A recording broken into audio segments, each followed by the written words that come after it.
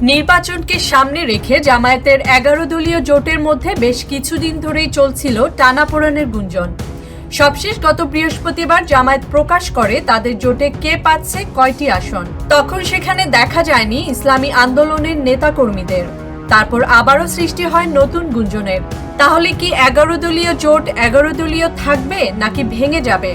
ঠিক তার একদিন পরেই শুক্রবার সব জল্পনা কল্পনার অবসান ঘটিয়ে ইসলামী আন্দোলন দলটি জানালো তারা থাকছেন না 11 দলীয় জোটে। এককভাবেই 268 আসনে লড়বেন তারা।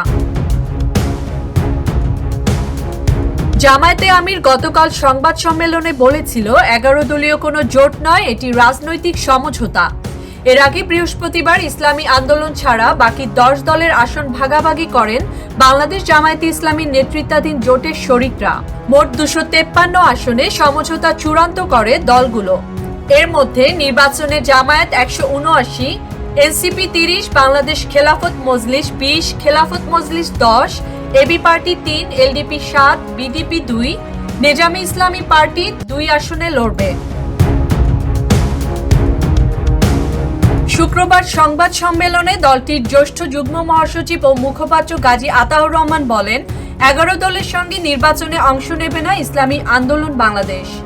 দলের কেউ মনোনয়নপত্র প্রত্যাহার করবে না এবং এককভাবে 268 আসনে নির্বাচন করবে দলটি। 11 দলীয় জোটের ব্যানারে যেখানে আমরাও ছিলাম, সেখানে একটি সাংবাদিক সম্মেলন হয়েছে, সেখানে আসন বন্টন হয়েছে। সেখানে আমাদের এই যে দীর্ঘদিনের পথ চলা 5ই আগস্ট পরবর্তী সারা দেশে আমরা ইসলামপন্থী শক্তি একসাথে করার জন্য যে চেষ্টা সাধনা করেছিলাম, আমরা দেখেছি যে শেষ পর্যায়ে এসে আমাদের যে লক্ষ্য ছিল সেই লক্ষ্য অর্জিত না হওয়ার একটা সম্ভাবনা তৈরি হয়েছে। জামায়াতে ইসলামীর নেতৃত্বাধীন জোটের দ্বিতীয় বৃহত্তম শক্তি হিসেবে নিজেদের অবস্থান বজায় রাখতে আসন সমঝোতার শুরু থেকেই শতাধিক আসনের প্রত্যাশা করেছিল ইসলামী আন্দোলন বাংলাদেশ। তবে জোটের সিদ্ধান্ত অনুযায়ী প্রত্যাশার অর্ধেকেরও কম আসন দেওয়ায় তাতে আপত্তি জানায় দলটি।